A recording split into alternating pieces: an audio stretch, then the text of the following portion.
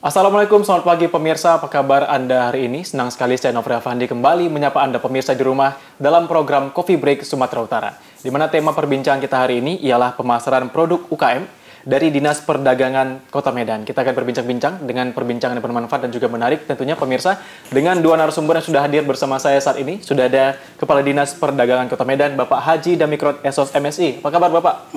Assalamualaikum warahmatullahi wabarakatuh. Waalaikumsalam. Baik ya Pak ya? Baik. Dan kita juga kehadiran di sini pelaku UKM JART, yaitu Bapak Faisal Walad Harna. Bapak Faisal, apa kabar? Baik, alhamdulillah. Baik, nanti bisa dijelaskan ya Pak ya, ini UKM JART ini apa? Mungkin pemirsa di rumah masih penasaran juga ya Pak ya. Baik, kita pertama akan berbincang terlebih dahulu dengan Bapak Damikrot, selaku Kepala Dinas Perdagangan Kota Medan. Pak Damikrot, kira-kira apa sih tupoksi Dinas Perdagangan yang menyangkut pembinaan perkembangan UKM, khususnya di Kota Medan? Baik, saya ingin para pemeriksa yang saya hormati, izin dari Bapak Wali Kota Medan, Bapak Muhammad Bobi Apip Nasution. Tupoksi dari Dinas Perdagangan Kota Medan prinsipnya ada 3. Ya. Yang pertama adalah kemeteorologian, yaitu tera ulang terhadap seluruh timbangan. Menurut Undang-Undang Nomor 2 Tahun 81 bahwa setiap penggunaan timbangan wajib dilakukan tera dulu sebelum digunakan kepada masyarakat. Saya ingin jelaskan bahwa di kota ini hampir 2.000 timbangan yang sudah kita lakukan. Kemudian ada 49 jenis timbangan yang digunakan oleh masyarakat yang harus ditera oleh Dinas Perdagangan Kota Medan. Maka kami sudah melaksanakan tera ulang terhadap beberapa timbangan mulai dari SPBU, kemudian ada dari pasar-pasar tradisional, pasar modern, hingga saat ini kami sudah menera lebih dari 20.000 timbangan yang bisa digunakan. Untuk itu Bapak Ibu sekalian, apabila Anda menggunakan timbangan wajib ditera dulu oleh pejabat yang berwenang yang adanya cuma di Dinas Perdagangan Kota Medan. Dan boleh Anda datang ke kantor kita atau kami yang akan datang ya, pelayanan kita baik kami tunggu di kantor Dinas Perdagangan di kemeteorologian di Jalan Persatuan nomor 3 atau kami nanti akan turun ke lapangan. Saya ingin sampaikan kepada seluruh masyarakat bahwa ketika Anda mau berbelanja, berbelanjalah kepada pelaku usaha atau pedagang yang timbangannya sudah ditera. Artinya sudah menghindari Anda kerugian terhadap timbangan yang ada di yang mereka miliki. Kemudian yang kedua adalah ada pasar, ada perdagangan dalam negeri maupun perdagangan luar negeri. Perdagangan dalam negeri tentu yang di dalamnya akan ada bagaimana mengenai stabilitas harga, inflasi dan sebagainya, juga termasuk kita di dalamnya, sehingga kita tetap turut bagaimana kota ini bisa terkendali inflasi, kemudian harga terkendali, kemudian kita akan terus berkomunikasi dengan distributor, kita lakukan pasar murah, kemudian kita lakukan ketersediaan, keterjangkauan harga, kemudian kelancaran distributor, dan yang paling penting adalah bahwa kita ingin meyakinkan kepada masyarakat bahwa ketersediaan kita cukup terhadap bahan-bahan pokok, sehingga memang untuk menghindari panik buying. Artinya jangan sempat nanti masyarakat panik buying terhadap barang-barang ini, sehingga dan kemudian kita akan terus berkoordinasi dengan reskim ekonomi untuk terus jangan ada timbunan-penimbunan terhadap barang-barang kebutuhan masyarakat, mulai dari bahan pokok, BBM dan sebagainya. Kita meyakini dengan kerjasama kita di berbagai pihak, termasuk di Pertamina, bahwa kita meyakini bahwa kebutuhan pokok di Kota Medan ini bisa terkendali, baik kebutuhan pokok maupun bahan-bahan bakar minyak. Kemudian yang kedua adalah bagaimana kita bisa memberikan pelayanan kepada UMKM sebagai visi misi Bapak Wali Kota kita, Bapak Muhammad Bobi Nasution, bahwa beliau sangat bercita-cita UMKM itu adalah primadona untuk meningkatkan perekonomian kita, terlebih pada COVID-19 sekarang. Nah, sebagai tugas kita khusus untuk itu, Bapak Ibu sekalian, bahwa kita lebih pada pemasaran. Pemasaran ini ada 2 tentunya, pemasaran secara online maupun secara offline. Secara online kita akan terus melakukan kerjasama dengan marketplace yang ada, Grab, dan sebagainya, supaya bisa masuk UMKM kita masuk di pasar-pasar online. Sedangkan offline kita cukup memiliki potensi yang sangat besar di kota ini, bahwa kita memiliki pasar modern ada Brastagi, Swalayan, kemudian ada Alfamart, ada Transmart, ada Alfamidi, Alfamaret, Alfamart, semua kita memiliki retail 468 kota, 6 toko di kota ini. Kemudian ada lagi pasar modern 74, kemudian minimarket lagi. Kemudian ada pasar tradisional kita 53. Kita terus mendorong para UMKM kita masuk di dalamnya. Potensinya cukup luar biasa Bapak Ibu sekalian. Maka yang menjadi persyaratan untuk bisa masuk di sana bahwa paling tidak kita harus memiliki paling tidak di 3 jenis yang harus dimiliki oleh teman-teman pelaku usaha. Yang pertama adalah di kualitasnya, kemudian adalah kuantitas atau rutinitasnya, kemudian perizinan yang harus dipenuhi sebagai oleh pelaku-pelaku UMKM kita. Baik, Pak Demikro, tadi Bapak menyatakan banyak sekali tempat perdagangan atau sentra perdagangan pelaku UKM, baik itu online maupun offline di Kota Medan. Nah, kira-kira kegiatan apa saja sudah dilakukan Dinas Perdagangan Kota Medan dalam meningkatkan usaha UKM di Kota Medan ini? Ya, yang pertama kita tahu bahwa salah satu yang masalah menjadi bagi teman-teman pelaku UKM ini adalah bahwa kualitasnya cukup lumayan, sudah bagus, mereka sudah enak rasanya, kemudian packagingnya, kemasannya bagus. Tapi seringkali UMKM kita pandai membuat tapi belum pandai menjual. Jadi belum jadi duit gitu loh. Maka kita akan terus mendorong bagaimana mereka masuk ke pasar. Ya, baik secara online maupun secara offline.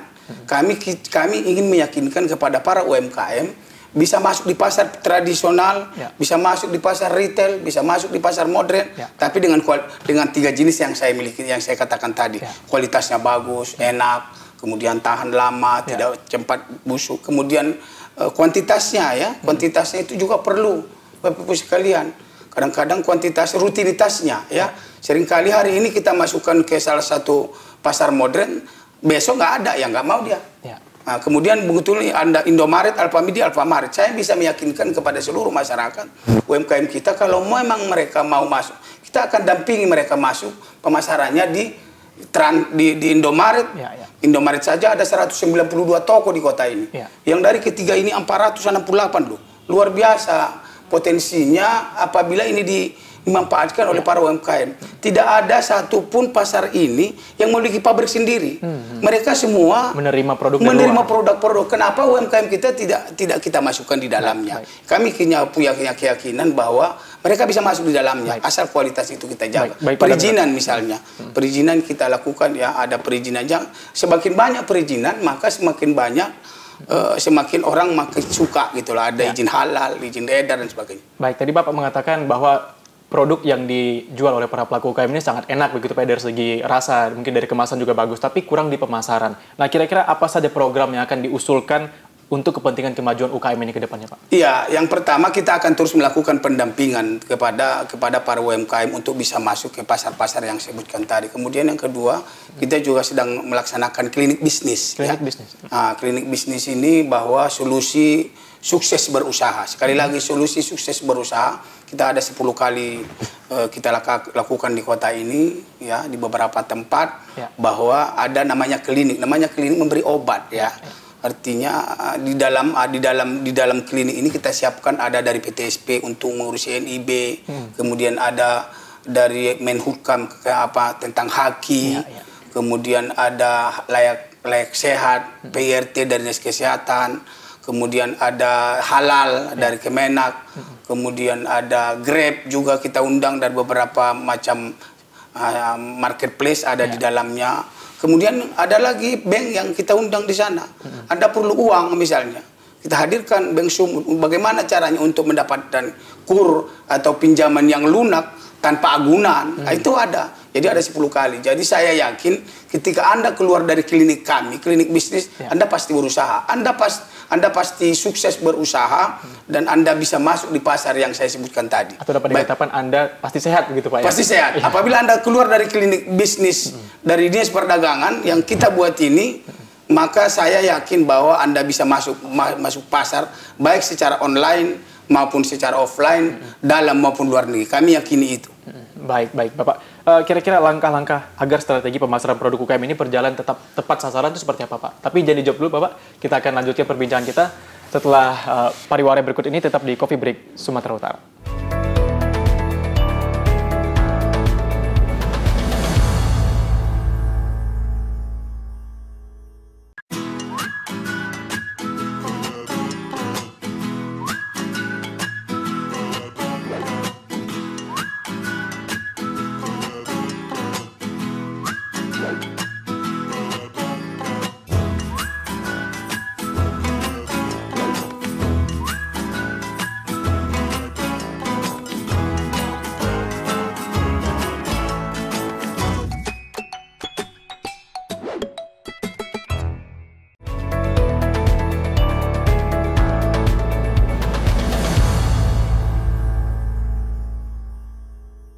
Ya pemirsa, masih di Coffee Break Sumatera Utara dengan perbincangan kita mengenai pemasaran produk UKM dengan Kepala Dinas Perdagangan Kota Medan. Bapak, mungkin bisa dikasih tahu kepada para pemirsa di rumah yang juga pelaku UKM mengenai langkah-langkah agar strategi pemasaran produk mereka ini berjalan tepat sasaran gitu Pak. Ya, yang penting kan saya katakan bahwa kita harus memiliki tiga kualifikasi ya. Yang pertama kan kualitasnya. Kualitasnya harus diusahakan sebagus mungkin, baik rasa, bentuk, kemasan dan sebagainya. Kemudian yang kedua, bagaimana masyarakat UMKM kita memiliki rutinitas, kuantitasnya yang cukup. Ketika nanti pasar kita masukkan ke dalam pasar modern, mereka rutin gitu loh. Jadi hari ini jangan hari ini ada, besok nggak ada, itu mereka nggak mau. Jadi kuantitasnya harus dijaga, rutinitasnya harus dijaga. Tapi yang terpenting adalah legalitas berusahanya. Jadi legalitas berusaha itu macam-macam ya, tapi tidak terlalu rumit juga. Ya, ke Anda perlu NIB, nomor induk berusaha, sekarang OSS, tinggal ke PT PSP, kemudian ada PIRT dari Dinas Kesehatan, kemudian ada Laik Sehat juga di Dinas Kesehatan, ada sertifikat halal dari Kemenak, kemudian ada mempatenkan merek mereka adalah dari Kemenhukam, Haki, kemudian yang secara marketplace juga ada. Jadi untuk kita bimbing terus. Jadi kalau apabila ini dipenuhi, kami yakin akan tepat sasaran. Mereka akan bisa menaikkan pemasaran mereka dan omset akan bisa menaik. Baik. Kita ke Bang Faisal dulu, Pak Damikrat. Bang Faisal, mungkin bisa dijelaskan terlebih dahulu kepada pemirsa di rumah, apa sih JART itu? Selamat pagi pemirsa semuanya. Ya, saya coba jelaskan sini JART itu adalah apa? JART itu adalah brand saya, di mana saya memproduksi produk-produk home decor, kerajinan tangan, dan aksesoris lainnya yang dibuat secara handmade. Nah, kira-kira untuk pemasaran produk ini seperti apa, Pak? Sampai dengan saat ini pemasaran kita ada toko offline, punya galeri sendiri, ya nama galeri kita JART Gallery. Itu beralamat di Jalan Umar, Medan. Kemudian kita juga ada ikut di marketplace. Saat ini kita ada bergabung dengan Shopee dan Blibli. Nah, untuk kedepannya, untuk juga kita akan mencoba untuk pasar modern, seperti yang dikatakan Pak Haji Damikrat tadi.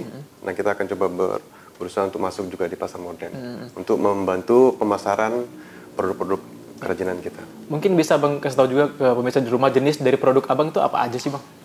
Jenis-jenis itu bisa, produk saya itu ada berbentuk patung miniatur pakaian adat, yaitu mengusung kebudayaan yang ada di Sumatera Utara. Itu berbahan dasar kertas koran yang kemudian dilukis di atas medianya. Kemudian kita juga ada produk cermin untuk hiasan dinding. Kemudian ada produk kotak tisu. Kemudian ada tas, HP juga ada, ukiran. Kemudian dari bahan-bahan batok juga ada, batok kelapa juga ada. Tentunya banyak produk yang membuat dekorasi rumah itu lebih indah begitu ya Bang. Benar. Baik, kira-kira kegiatan apa saja yang pernah Abang ikuti, yang pernah diadakan oleh Dinas Perdagangan Kota Medan? Saya sudah bergabung dengan dinas ini sebelum COVID, ya sekitar 2019 saya mulai bergabung dengan perdagangan. Saya banyak sekali dapat pembinaan ya, awal-awal kita dapat pembinaan, baik itu dari segi untuk kemasan produk saya, kemudian tentu logo kita, ya untuk merek, logo, kemudian untuk pemasaran juga. Nah, kemudian saya juga mendapatkan prasarana dari perdagangan itu berupa mengikuti event-event, kegiatan seperti pameran, baik itu dalam kota ataupun di luar provinsi. Saya juga pernah berangkat dengan Dinas Perdagangan, alhamdulillah. Kemudian yang terbaru saya mengikuti kegiatan coaching klinik. Nah, coaching klinik ini saya memang sudah ada lengkap semua. Kalau saya sudah, kebetulan saya kerajinan home decor, jadi izin saya itu saat ini hanya NIB aja. Ya, dan itu saya sudah daftar duluan. Tapi ini saya rasa sangat bagus sekali untuk membantu mengenalkan ke pelaku-pelaku usaha baru supaya mendapatkan informasi yang jelas untuk memulai suatu bisnis. Ini bagus sekali. Saya support sekali untuk kegiatan coaching klinik dan juga Bajar. Ini yang terbaru dan sekarang saat ini masih berjalan Pak ya. Iya, coaching klinik atau klinik bisnis ya. Klinik bisnis ya. Nah, itulah yang saat ini. Baik. Pak Damikrat, mungkin bisa diberikan juga kepada pemirsa di rumah penjelasan mengenai alasan butuh dan pentingnya strategi pemasaran produk UKM kepada pemirsa di rumah. Ya, salah satu unsur supaya berhasil UKM ini kan di pemasaran. ada sebetulnya masalah-masalah yang mereka hadapi, mulai dari permodalan, kemudian ada perizinan, kemudian yang terakhir adalah pemasaran. Bagi kami memandang bahwa masyarakat kita, UMKM kita ini adalah kualitasnya cukup, pandai membuat, tetapi belum jadi duit gitu loh. Jadi sehingga memang pemasaran itu sangat penting. Jadi ujungnya supaya jadi duit itu harus pemasaran. Nah, pemasaran ini maka harus dipenuhi kriteria yang pertama di kualitasnya. Tadi Pak Faisal bilang bahwa kualitas, kami yakin UMKM ini kualitasnya cukup bagus, enak gitu loh. Baik dari kulinernya, baik dari craftnya, tidak kalah dengan produk-produk luar ya. Ya, tapi yang sering kali kita menghadapi ketika kita masukkan ke dalam pasar modern, pasar retail dan sebagainya, rutinitas ini yang sering kendala. Tetapi itu pun nanti akan kita lakukan pendampingan, bagaimana caranya berkoordinasi dengan dinas-dinas instansi terkait seperti Dinas Perindustrian, bagaimana caranya mereka kualitas itu dan rutinitas bisa tercapai. Tapi yang terpenting adalah bagaimana mereka memiliki tadi legalitas berusaha. Pak Faisal tadi dengan coaching klinik atau klinik bisnis yang kita lakukan, ya kita ada 9 loh di sana, yang sekaligus keluar dari klinik bisnis itu mereka sudah memiliki 9 usaha gratis semua. Gratis. Jadi kita bimbing terus, bahkan di pemasaran kita undang dari Bank Sumut, bagaimana mereka mendapatkan duit supaya mudah, supaya permodalan ini. Jadi kita sudah bisa menolong baik di perizinan, baik di permodalan, terutama di pemasaran. Nanti kita akan kerjasama. Kami keyakinan bahwa semua teman-teman baik dari retail maupun pasar modern, koordinasi kita bagus ya, koordinasi supaya bisa masuk ke dalam pasar-pasar yang saya sebutkan tadi. Baik, berbicara mengenai kualitas, tadi Bapak menyampaikan bahwa produk-produk UKM di Kota Medan ini memang sudah berkualitas begitu Pak, ya sudah cukup baik. Nah, kira-kira apakah kemasan bagus dan berkualitas itu pasti mahal gitu Pak? Oh ya, tidak juga sebetulnya, tetapi ya tapi penting ya. Kita bukan mahal, tetapi kalau packaging atau bungkus ataupun bajunya harus bagus dong ya, sehingga memang ya harus didesain sedemikian rupa oleh orang yang ahli ya. Seringkali nanti kemasan kita misalnya hanya ditempel misalnya, atau ada kemasan yang tertutup semuanya tapi tidak ada lubang jendelanya gitu kan. Itu kan sebetulnya harus dikaji sedemikian sehingga memang kalau orang membeli tahu orang apa isinya. Jadi seringkali tadi saya bimbing mereka supaya masuk di desain packaging kita supaya bisa memenuhi pasar ya. Harus ada jendelanya, harus ada bagus, kemudian kualitasnya, kemudian bahan yang tersimpan di dalam packaging itu, kemasan itu memang harus dapat mendukung gitu. Dan tentunya memang kemasan yang baik dan berkualitas bisa meyakinkan para calon pembeli begitu Pak ya. Oh iya, itu juga sangat penting ya, penting. Kemasan penting bagi lakunya pemasaran ya, lakunya produk gitu. Baik Bapak, apa saja kira-kira yang harus diperhatikan dalam membuat dan memilih bentuk dalam membuat kemasan dari suatu produk? Iya, sebetulnya saya tidak ahlinya ya, tetapi nanti ada di Pak Aulia nanti yang bisa memahami tentang bagaimana standar desain packaging itu nanti bisa diapakan. Tetapi paling tidak bahwa harus mendukung isi yang di dalamnya bisa dilihat, misalnya logonya, ada logo, ya bisa bertahan lama, kemudian harus memenuhi persyaratan isinya gitu.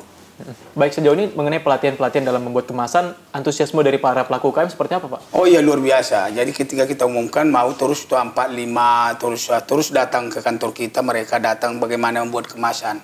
Nanti ke depan barangkali kita akan ajukan ke Pak Wali bahwa kita buat rumah kemasan. Rumah kemasan itu bagus lah ya, artinya memang sangat penting gitu ya. Mudah-mudahan nanti bisa tercapai. Baik, tentunya banyak sekali program yang sudah dijalankan begitu Pak ya, seperti klinik bisnis dan kedepannya ada rumah kemasan juga nanti Pak. Iya, nanti rumah kemasan. Baik pemirsa, kita akan lanjutkan perbincangan kita dengan Pak Damikron dan juga Bang Faisal mengenai pelatihan dan juga bagaimana pelaku UKM ini bisa naik kelas begitu Pak ya. Setelah jeda berikut ini tetap di Coffee Break Sumatera Utara.